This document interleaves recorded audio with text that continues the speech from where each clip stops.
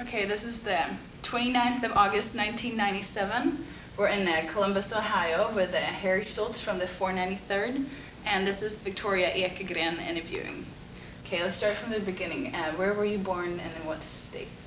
Okay, I was born October the 2nd, 1920 in Bloomington, Illinois. And tell me about your parents. Well, my mother was Flossie Frankenberger Schultz. Her maiden name was Frankenberger. And my father was Fred Schultz. And I don't know exactly what you want Tell to me, know. what are some characteristics about your dad? What did he do for a living? Well, he was in janitorial service. He worked for the First National Bank in Bloomington as a janitor. My mother was just a housewife, stayed home, and took care of the family. And what are some characteristics that your dad, some lessons, something that your dad has given you that you have brought with you, throughout the rest of your life? What is something that he taught you? My father? Mm-hmm. Oh, well, I'm not real sure, Vicki. He just was an ordinary guy, and he had good morals and stuff like that. And I think you just sort of learn those as you go along. Was your dad in World War I, or did you have any family? No, he was not in World War I. I think he was signed up to possibly be in World War I, but he was never called up. I had an older brother and sister, and maybe that's what kept him out of it. I'm not sure about that. How did World War I affect your life, if it did, and your parents' lives? Well, see, I wasn't born till 2 years after it was over. I was born in 1920, so it really didn't have a whole lot of effect on me. My family was there, and my father was, as I said, not in the service. And what was your mother like? Well, she was the oldest one in her family of, I think there was 10 children in her family. They had a real large family. And she worked several jobs, after the children were gone and so forth. She worked at a dry cleaner's, taking in clothes and stuff while I was in the Army in World War II.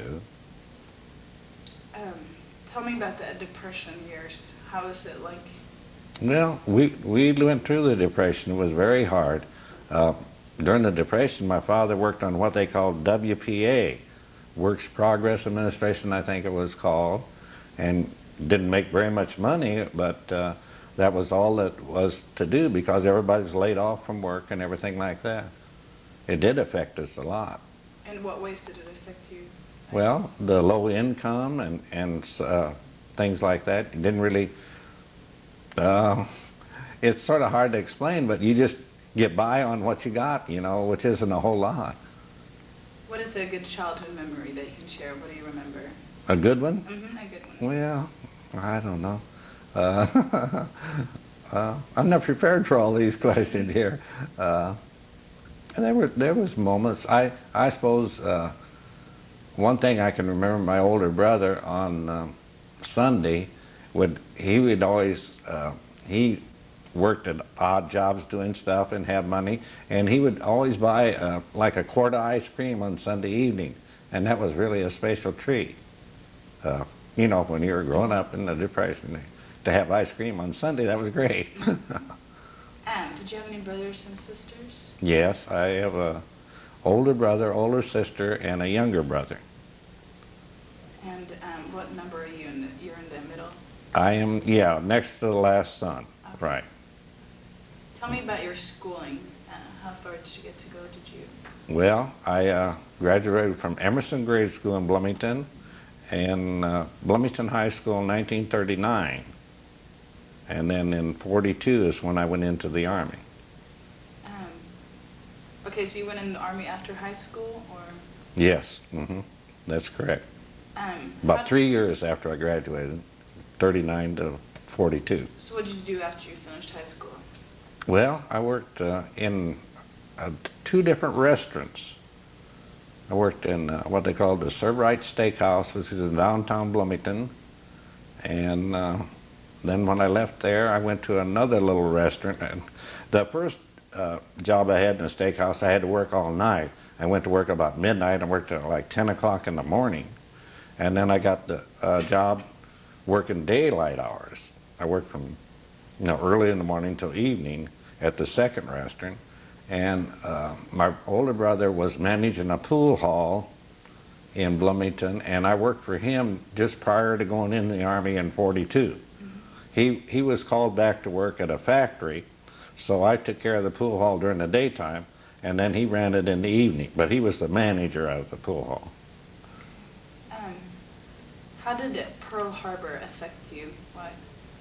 Well, that was the big thing that started the war as far as I was concerned, I know that Europe was all in turmoil already before Pearl Harbor, but then when we got in the war after Pearl Harbor, well, you can see, that you're going to get called up to defend your country and so forth. Is the war something that you guys talked about in high school or after? Did you talk to know about it among your friends? Well, yeah, in high school, 39, when I was graduating high school, it was just getting going good in Europe, starting out. And so you could see it building up all the time. I remember one boy went from Bloomington that I knew of, went to Canada, and he volunteered to be in the Royal Canadian Air Force, which was in the war, between 39 and 42, or 41 when Pearl Harbor was anyway. So did you think about joining the war already then? Was that something? Well, no, not really before Pearl Harbor, but I think Pearl Harbor is a thing that really got everybody, wanting to take part and help defend. I was sort of surprised that we didn't just have the war against the Japanese, because they were the one that attacked us, but when Roosevelt declared war, he declared it on the Europe, Germany, and Italy, the Axis, what they're called, and as well as the Japanese. So we're in the whole World War then, World War II, really. So what did your parents think about you joining the war when you told them? Well, my father, let's see, he was still alive then, because he didn't pass away until we were on maneuvers in Tennessee. My father passed away then. But I was really set up to go in the Army Air Corps with a friend of mine, and I'd already signed up for the draft selective service system, they call it. And when me and this friend decided we'd rather go in the Air Force, because we'd heard good stories about them, it'd be better than going in the infantry or something like that. So we were set up to go over to Peoria and try to enlist in the Air Force. And in fact, we were down what they called the urban station, was like a trolley car that ran between Bloomington and Peoria. And the recruiting station for the Air Force was in Peoria. So we went down the urban station, had bought tickets, and my mother had me paged down at the urban station and said that a letter had come from the selective service system, and once you got that letter, then you couldn't go into anything. So I ended up not volunteering in the Air Force, but being drafted into the Army. Wow. So what was your own feelings about it? Were you excited to go, or? Well, no. I think it was just one of those things that you had to do and everything, and wasn't really, you know that you're going to leave and everything, but there's not a whole lot of excitement about it. So where'd you go first? In the Army? Mm-hmm. Okay.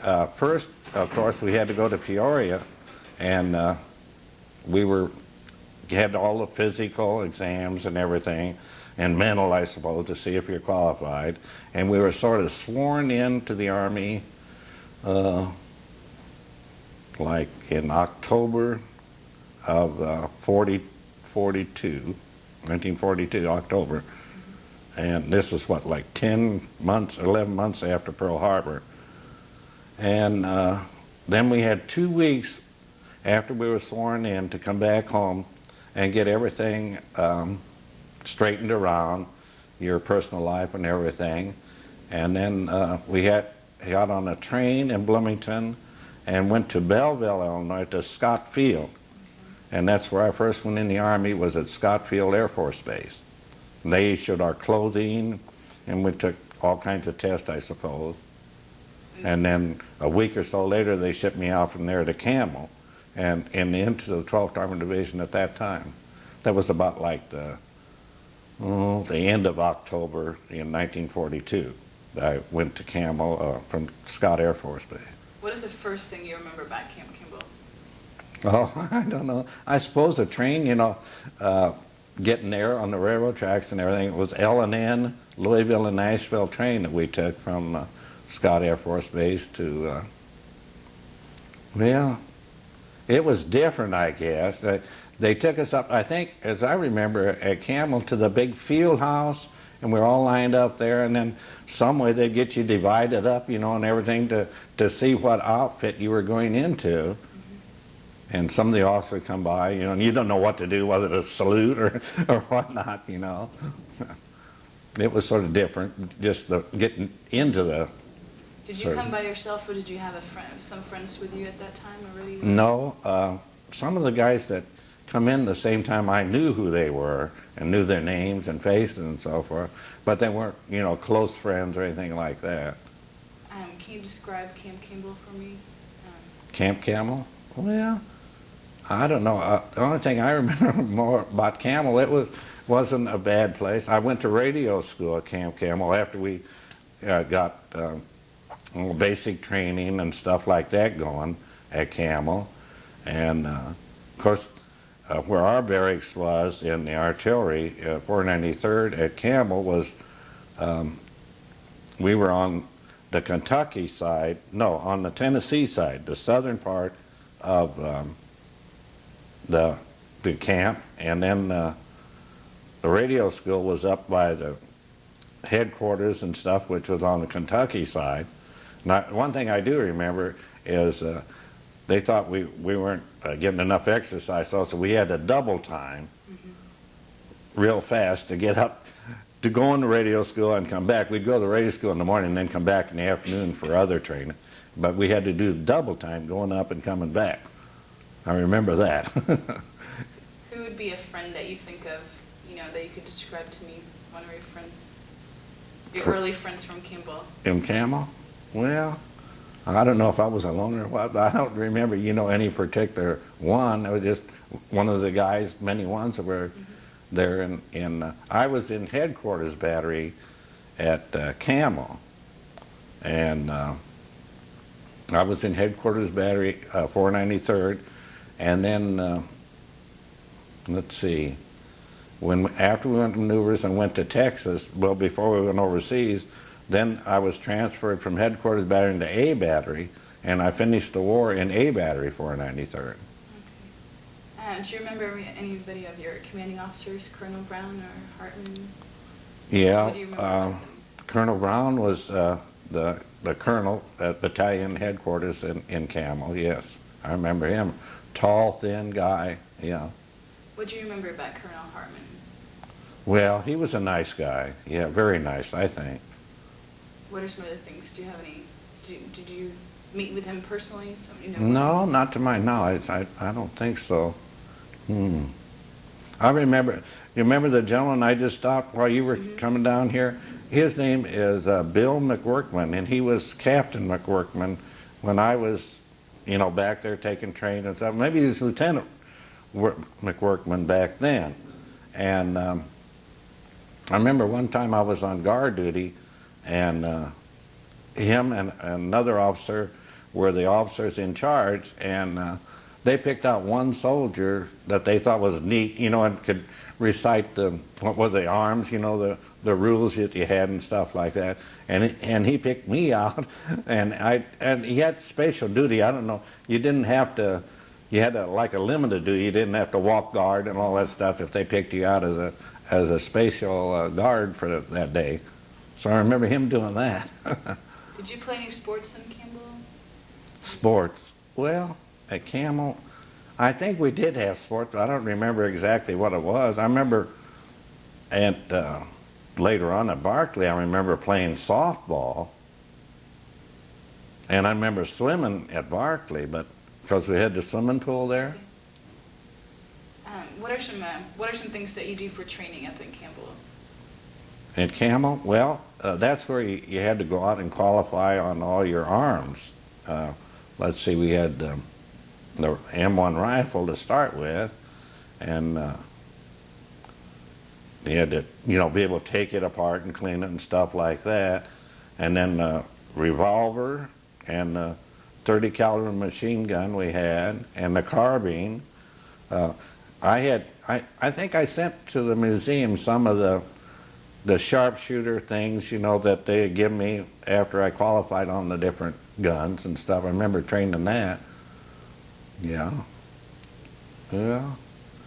Don't remember a whole lot else. I remember when they had these, what they call them, not obstacle courses, but something like that, and you had to climb a big vertical wall. I could never get over the thing. I do remember that. Yeah. And what are some fun times you remember from Campbell? Camel. Well, that was a long time ago, Vicki. I don't know. Do you remember any practical jokes that took place? Any what? Any practical jokes? Practical jokes? No, not offhand. I don't remember any practical jokes. We used to have to go on field trips out in the field, and stuff like that at Camel. What did you do on the field trips? Well, just, I don't know, it seemed like they'd just, take you here and there and stuff like that. Tell me about the Tennessee maneuvers. Yeah, that was really something. I was a radio operator in a half-track, and like I said before, I remember my father passing away, so this Captain McWorkman that I was telling you about before, he was the one that told me he had this from the Red Cross, that my mother had asked the Red Cross to get me to come home for the funeral service and so forth, and he took me to Nashville, and I caught a train to Bloomington from Nashville, and come home for the service. I think I was home about a week maybe or something, and then when I went back, of course I didn't know where the outfit was, so I had to go back to Camp Forest, Tennessee, and go through that, and that's where I'd seen my first German POWs. They had German POWs that were working in the commissary food service, labeling out food and so, and I had to go through Camp Forest, and that was like tents, and maybe they had a building for the dining room or something like that, the mess hall, but I remember we stayed in like a 6-man tent or something, and finally they had found out where my outfit was, and someone took me back there, and I got back with my outfit after about the second week after I had left them to go home to the funeral. What do you remember about that? How were you transported down to Abilene? Yeah, we went on a train, I'm sure, to Abilene. Do you remember anything from the train ride? No, not offhand. I really don't. No. Do you remember what did you think about Abilene coming up from the north? Well, I didn't get into town very often. I stayed out of Barclay most of the time while we were there. So I seen Abilene, but I don't remember a whole lot about it. It's a lot different now than it was back then. Much. It's a big city now. What would be the differences in Camp Barclay and Camp Campbell? What were the major differences between Well, the two? I think even back then that Campbell was more of a permanent. The buildings were built, more solid, and Barclay seemed to be like it was sitting up on concrete blocks or something. The buildings, and a lot of them were made out of, like plywood and weren't painted, and stuff like that. It was more of a temporary type camp than what Camel was, but even back at that time. You said you played softball. How often did you guys play? Can you tell me about your Well, softball? I don't know. I think it was more or less between the different batteries that they'd have a team and so forth. and it was really a lot of fun. They got play it like we played some of the other teams and so forth. What was your position? I was a catcher. How do you think, why do you think playing softball, did it mean a lot to the guys in the batteries? Yeah, I think it did, yeah. And it sort of got your group together, you know, and sort of, I don't know, it's like any sports, I think, and if you play on the team concept, why, more than individual glory and so forth. Do you remember any of the guys that you lived with here in Abilene that maybe lived in, you know, your barrack, your little hut in Abilene? Yeah, any of the other soldiers? Guys? Yeah, there was some, like, I had one guy that lived in the barracks with me, and his name was Peter Spotted Wolf, and he was a full Indian, and used to have what they call field display, full field display, and lay out, like, I think he had a tent half, you know, and you'd lay that out, and you'd have your mess kit and all the paraphernalia you need to be in the field to survive, and your razor and so forth. And he didn't have any whiskers, and that he was Indian, and I guess for some reason they don't grow whiskers, but he'd have to borrow somebody's razor if they're going to have a full field inspection. What are some other training that you go through? What are the different, I know you were learning new things down in Abilene that you didn't know in Campbell. What are some things that you were learning?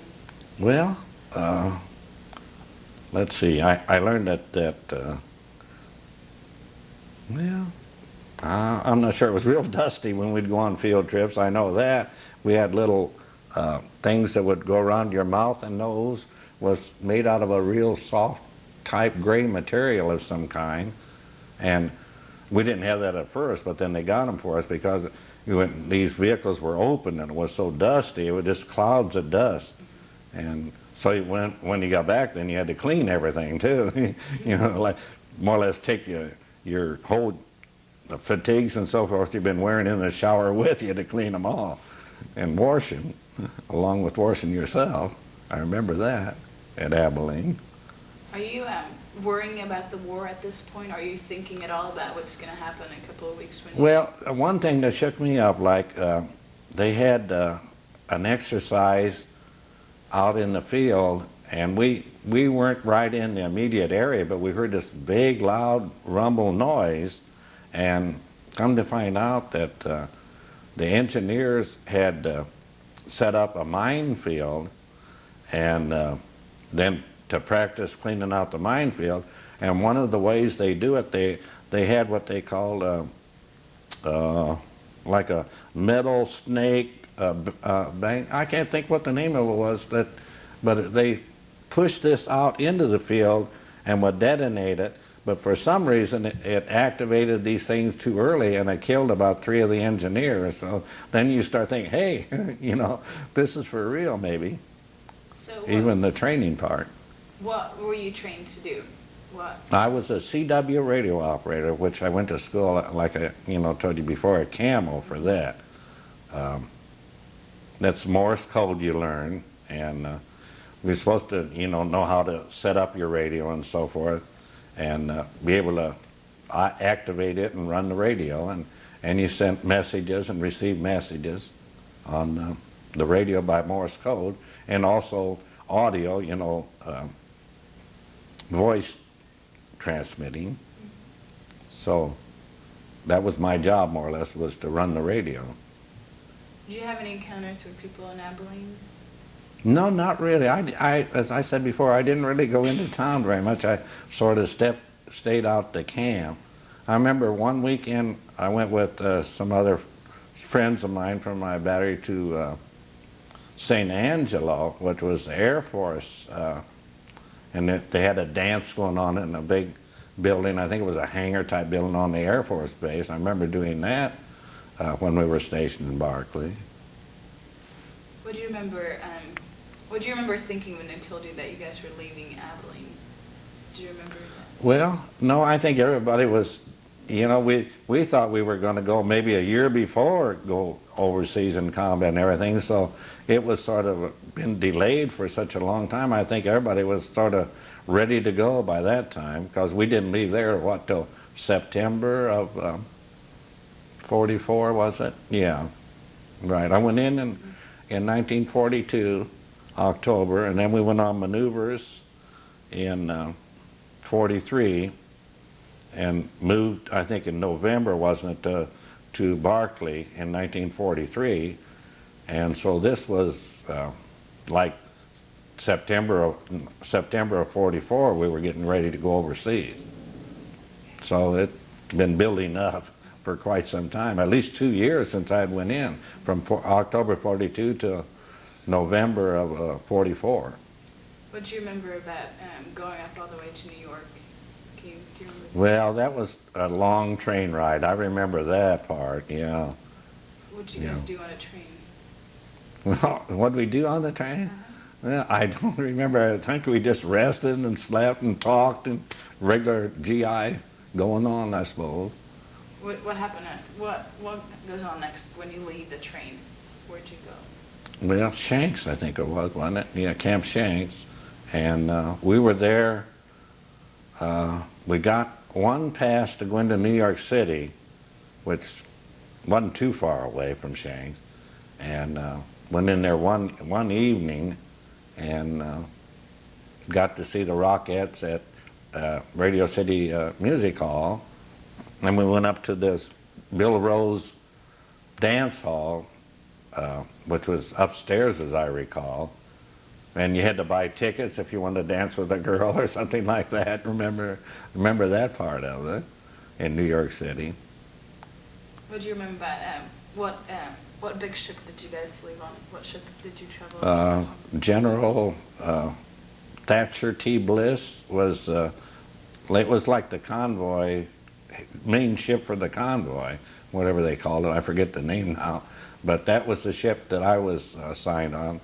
I remember we had to get on ship with all our equipment on our back, and it was quite a load. I remember that.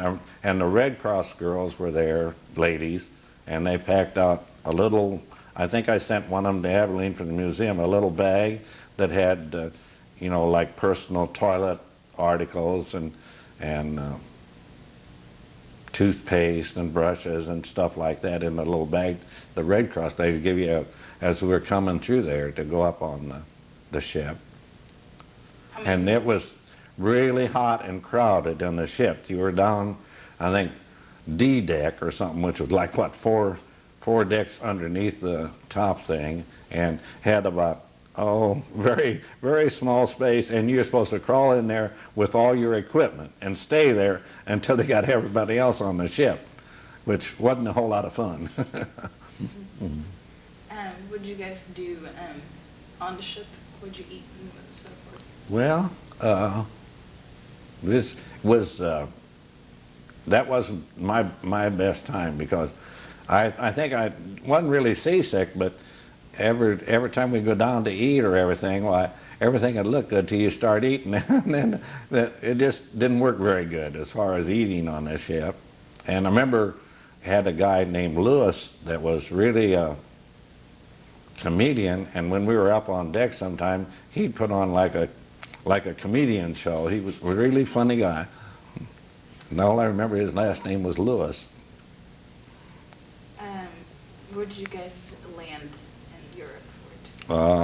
Let's see, Bristol, England, I'm pretty sure it was. And they happened to land on October the 2nd, 1944, which was my 24th birthday.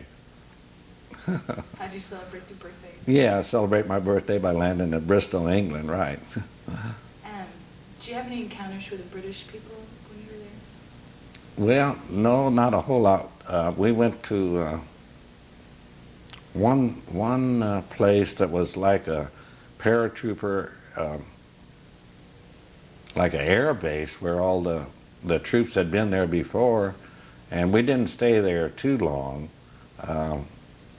We went to, then they moved us to Windmill Hill, and that's where we were at most of the time, and that was like in these 6-man tents that we lived in on Windmill Hill.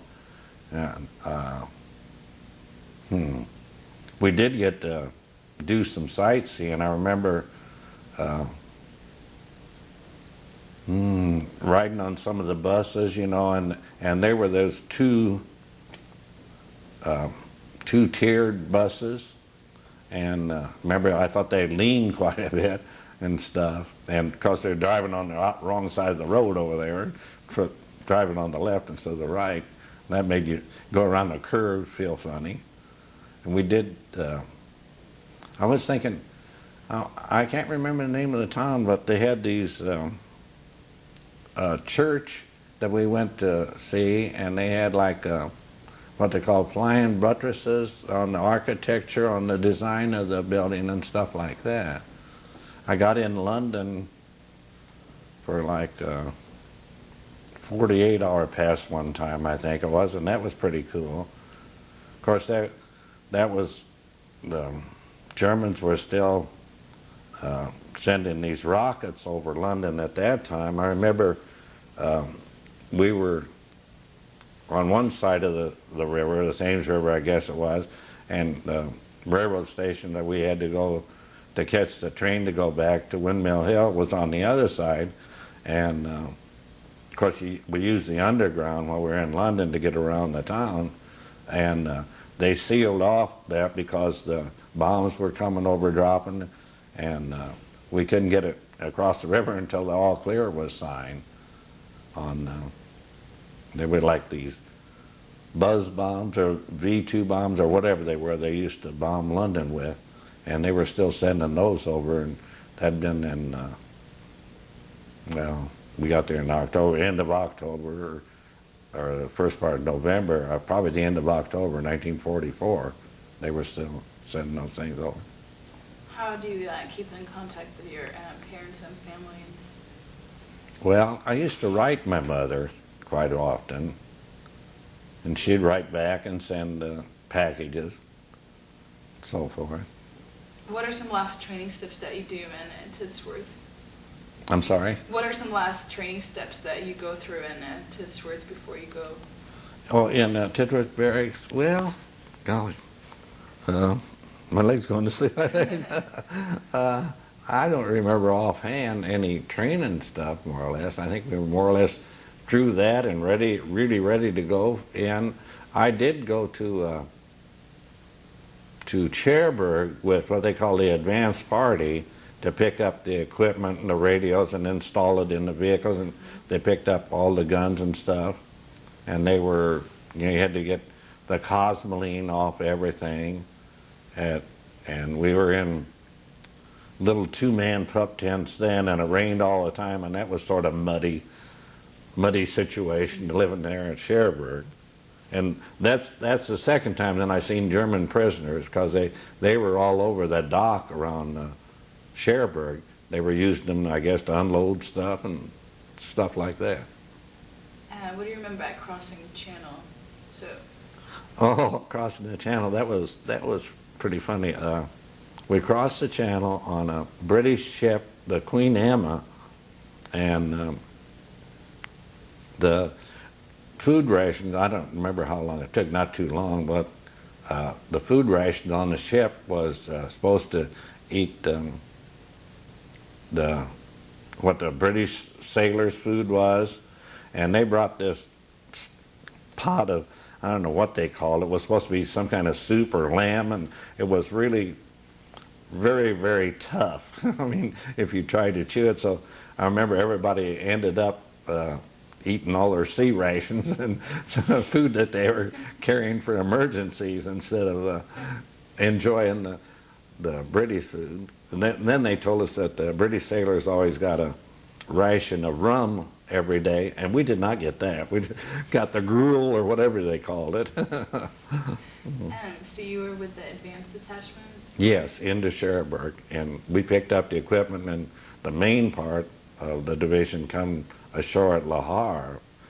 And then, I'm not sure, Looneyville, I think, is where we all come together with the equipment and personnel and so forth. And we left a whole lot of our personal clothing and items in Luneville stored in a big warehouse or building there, and we didn't see that duffel bag and clothing and stuff until the war was all over then. And what happened in Luneville? How does the story go next? Where do you go next? In Luneville? From Luneville. And where did we go next? I'm not real sure. We got there and got everybody together, and our first combat was, I think, close to Bischweiler. I'm not sure.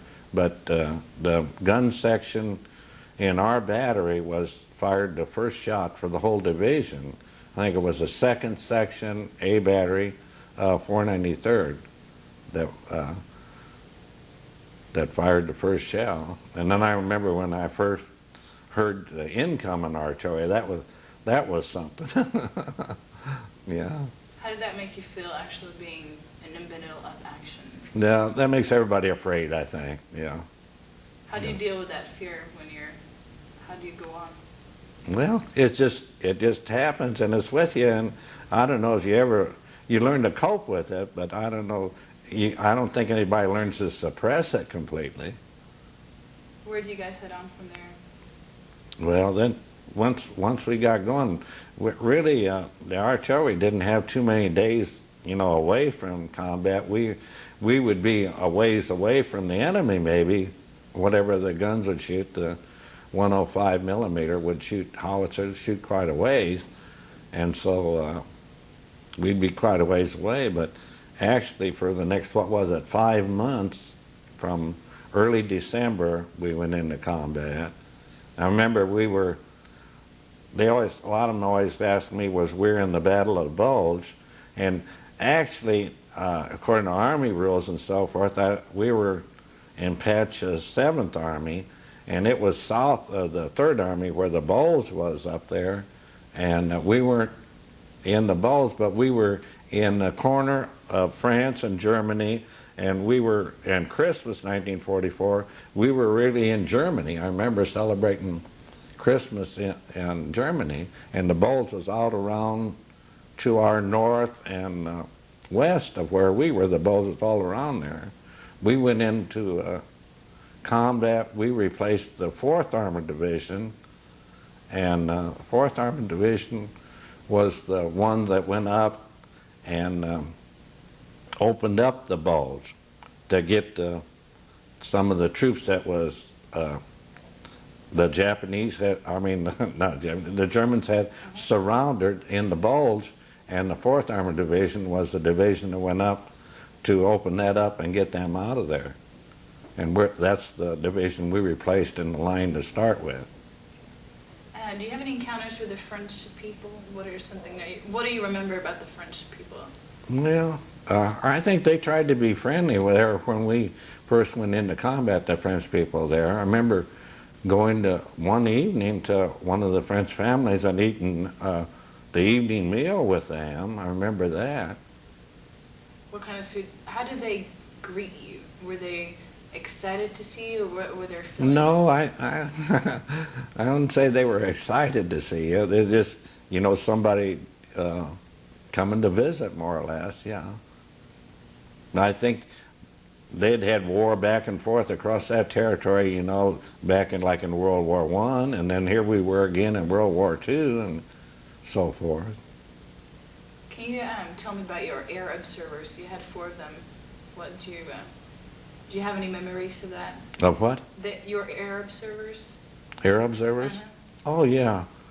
Well, really, the first thing I remember about them was when we were at Barclay, one day they had, I was, like I said, a radio operator and sort of in communications, and they had some different colored panels that were really shiny and different colors, and you'd lay them out on the fields to signal the airplane.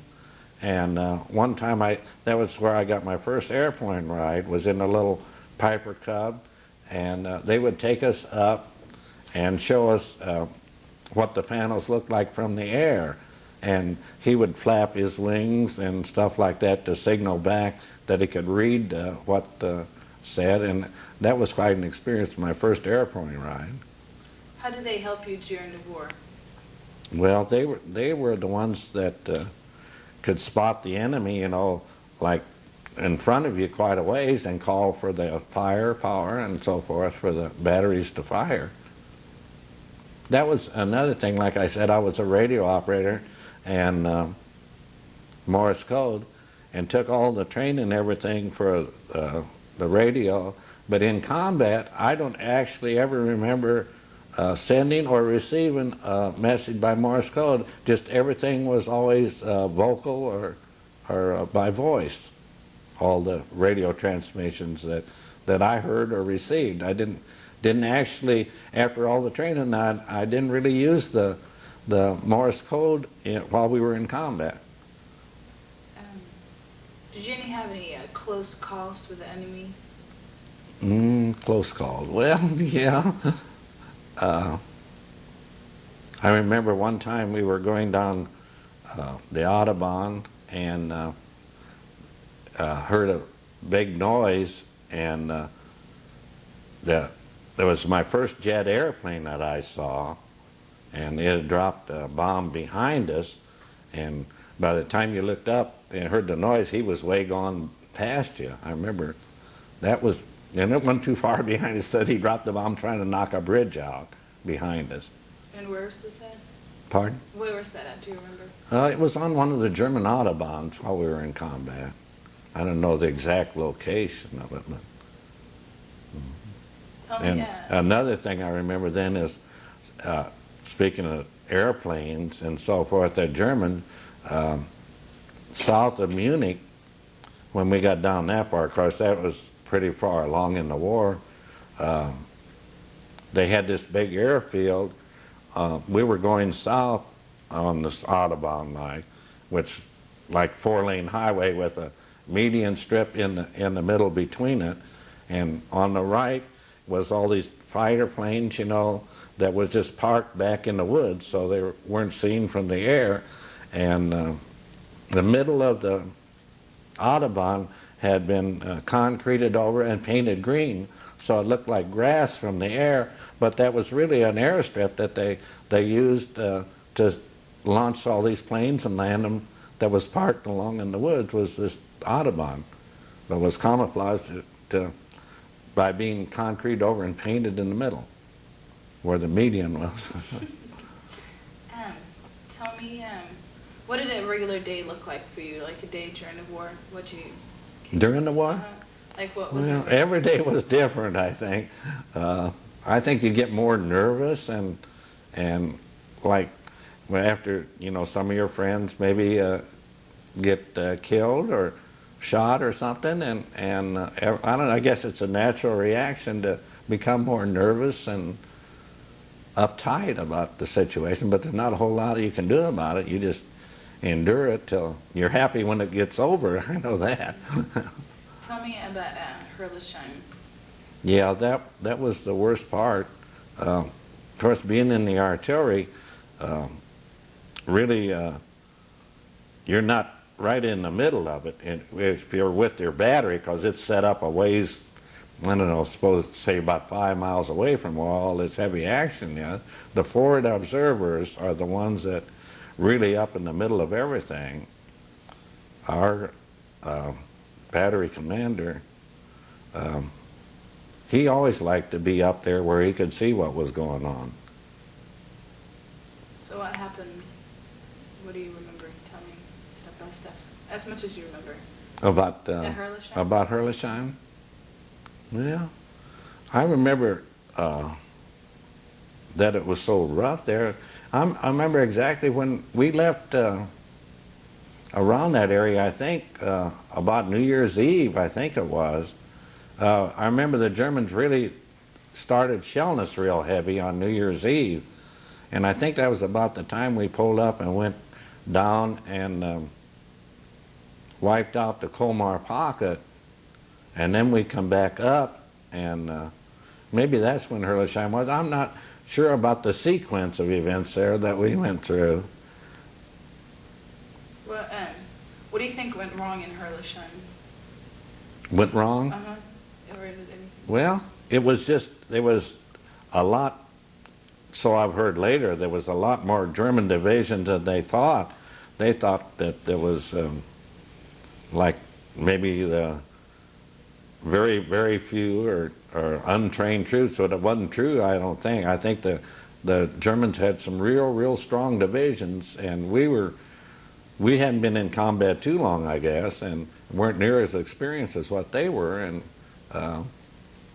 I know it was very bad when the word started coming back that some of the ones from our battery, Florida Observer, Sam Foster got killed, and Jack Kurtz, who's here at this reunion, was one of the guys that was captured by the German at Herrlisheim. I remember that happened. How was it to continue on after just losing so many of your friends and having people captured? How did you guys go on and keep fighting? Well, you still have your job to do. Like I say, though, I think once all this started happening, why, you get more uptight and excited and nervous, as I say, about combat. So where'd you guys go on from there? Well, after we got through at Colmar, we come back up to about that same area where we were before for a while, around, I think it's not too far from Stuttgart, Germany, and where we were in combat there. And then I remember we had to, that was Patch's 7th Army, and then like from, I think it was from Trier to the Rhine River, they put us in Patton's 3rd Army, and we had to paint out all our insignia, so they couldn't tell what division, the Germans couldn't tell what division we were with while we were with Patton's 3rd Army, and that's why they call us the Mystery Division at that time. But that was only for a couple of weeks, because once our engineers got the pontoon bridge built across the Rhine River that we got across, then they put us back in Patch's 7th Army, and we finished up the rest of the war back in the 7th. What did you remember about General Patton? What were your impressions about him? Well, of course, everybody, I think, had heard stories. I didn't meet him personally, so I think he was that type of general, you know, gung-ho and wanted to speed everything up. And I've heard that term used, speed as a password of the day or something, you know, when it comes to armored. Like a lot of times, I was saying we were maybe 5 miles or 10 miles behind, but when we get rolling sometime, I think the artillery was leading the way on some of them. What would be a funny story that you remember, you know, just from, I'm sure you guys had some fun times too, even during the battles. What would be a fun time that you remember? Yeah. Or some fun events? Fun events. No, I'm not real sure I can come up with anything that was awful funny. And I remember when we were in France, though, we adopted a French boy, Bob is the only thing I remember. His name was Bob, and he worked in our kitchen all during the rest of the war. He was like a 16, 17-year-old boy. I remember that happening. What encounters did you have with the POWs that you capture and move? Well, you would see them, you know, going back with their hand behind their head, marching back. If you're a column, the infantry capturing something, and they'd be going back to your lines. I remember one time seeing, shortly after we got across the Rhine, I think it was this German column that had been really shot up on the road, and they had dead horses, you know, and stuff like that had been hauling their equipment and so forth, and they were all littered all along this road we were adjacent to. I remember seeing that. Do you have any encounters with the German people? How are they different from the French? Well, after the war you did, but you weren't supposed to really fraternize with German people or anything like that. But I think once the war was over and everything, everybody did, you know. But up to that time, you didn't. When you guys moved so fast with Patton, did you think that that was a smart thing to move so fast? Well, it helped speed it up, I think, yeah. It'd get the enemy all, they would be unprepared for you maybe and weren't expecting you, because like when we got to the Danube River at Dillingen, why we got there so fast that they didn't have the bridge blown up, and so they were able to capture that bridge before they could detonate whatever the explosive was to blow up the bridge. And really that's how we got across the river there, was on this bridge at Dillingen, and that was getting a foothold into what they called the redoubt area to end the war, more or less. Did you guys know that you were winning the war? Well, yeah, I think everybody sensed that we were winning the war, yes, as it progressed. You used to get the little Stars and Stripes newspaper once in a while. You didn't get it, you know, all the time, but stuff like that. How did Stars and Stripes affect your lives, you know, in battle? Well, I think it helped build morale up, that you realize you were one cog in the big wheel, you know, of everything that was going on, and all these other Army outfits were in there also. I think I was a morale booster to have the newspaper. How did your personality change while you were in Europe, do you think? How did you change as a person? Yeah. I think you mature and become more aware of things that were going on. You aren't quite as, I don't know, easygoing, I guess, or something. What are some things you used to tell your mother and relatives and letters? What do you tell them? Well,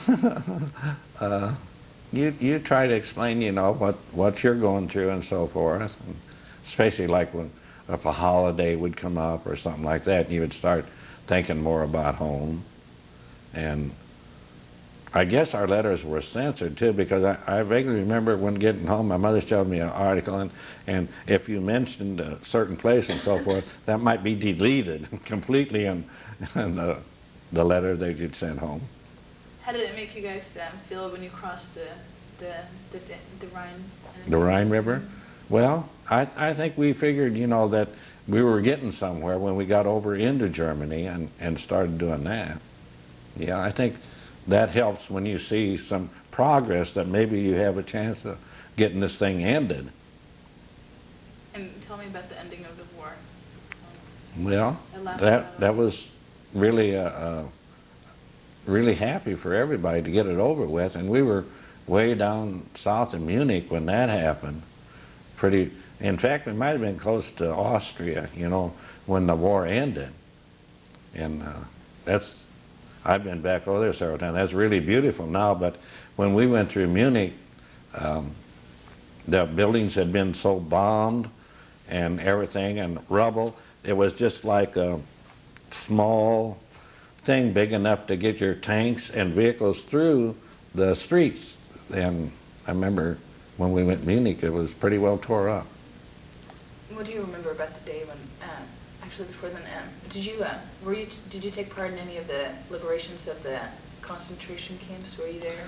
Yes, we did. I remember the one satellite from Dachau there that we liberated, and our battery was on one side of this forest area, tree area, and first thing I know, there was some couple of SS guys, German guards there, and they had been the ones that they had been captured, and then I guess maybe they come out of the forest and been captured, you know.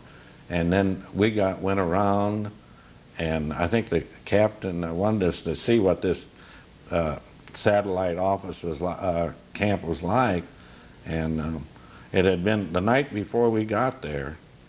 They had been set on fire, and all these guards had machine gun all the inmates in there, and they were either burned up or shot up. But there was a few of them still alive, and they would just be, you know, like a skeleton, really, with the skin over their bones and so forth. They're just emancipated as far as the ones that was left there. And what made you, what did you think about the whole thing? What was your reaction? Well, you really makes you think quite a bit of it. Anyone could treat them like that. We were there just about, if we'd been there a day or two before, we might have rescued the camp, you know, but we were just one night too late, more or less, that they annihilated them just the day before we got there. What do you remember about the day when the war ended? Well, I don't know. It just, I think we had more or less pulled back maybe from actually in a combat firing position when it actually ended, and of course everybody's happy and everything that it's over. Do you remember Colonel Hartman talking to you guys? Yeah, I do. Can you talk about that? Well, I don't know how long it was after it was over, but he had a meeting, and we were all up there and listened to him speak and so forth. And I think he became a little emotional too, Colonel Hartman, about telling us, realizing, you know, that everybody was going to be breaking up and going different places after the war was over in Europe.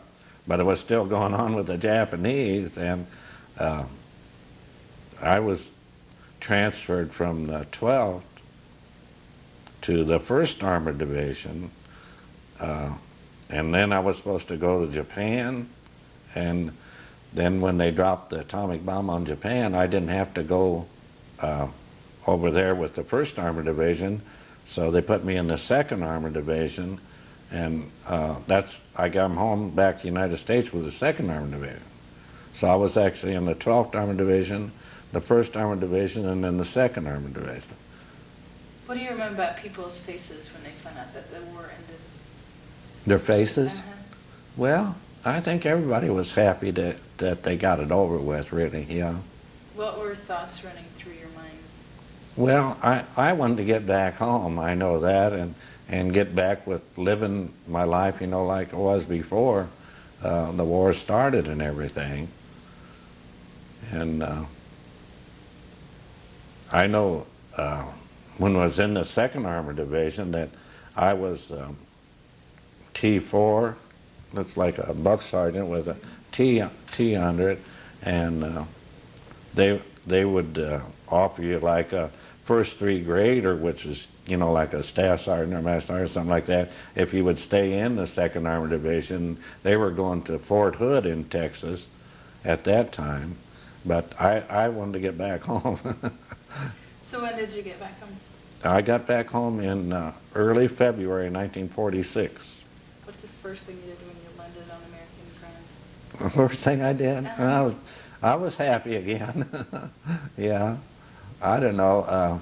We landed in New York Harbor, left from Marseille, France, and I remember when we come back to the United States that, well, they kept saying that they didn't have any ships to send over there to get us, you know, and we get back to New York Harbor, and the ships are packed in there one after another, so tight.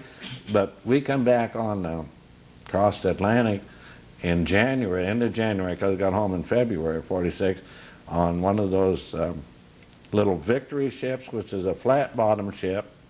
And I know in January in the North Atlantic, it's really rough, and you'd go up, and that boat come down and just shake like that. And I remember they tell me that these things were welded together, and there was like a crack in the bow of the ship before we got across the Atlantic and got back to New York Harbor in that. How was it seeing your family again? Well, it was really great, yeah, to get back home. What did you do after the war? Well, I worked in private industry for for about 10 years. And in Bloomington, at first you sign up what they call $50 a month for 2 years or 2 months or whatever it was, and 2 years, I guess. And you'd sign up for that. But then the first job I got after the war was over was Colonial Radio Corporation come into Bloomington, and we made Silvertone radios for, they sold them at Sears and Roebuck. And that was the first job I got after the war was over. And what has the 12th Armored Division Association and the 493rd meant to you after the war? Well, at first, I didn't take part. I knew they had a Hellcat Association because they formed that at Heidenheim in Germany, you know, before we broke up in the 12th, and they brought the colors and everything back to the States. But I didn't go to a national reunion or anything until I think it was 1972. My wife and I have two daughters, little girls about at that time, and we came to Dayton, Ohio for the first reunion. And then we didn't go for several years, but I think this, I counted up the other day looking at the program, and I think this is the 21st national reunion that Betty and I have been to. Describe your friendships that you have with the people in the 493rd. Well, I think we're real close, you know, for that type of an organization. Everybody likes to be around the other group that's in the 493rd. Do you have any other stories that I missed? Any significant stories that you want to mention? Yeah, I think you pretty well covered everything, Vicki. I can't think of anything Carl, do you have any offhand. questions? Okay. We're good to go. Thank you. We did it up? We did it up.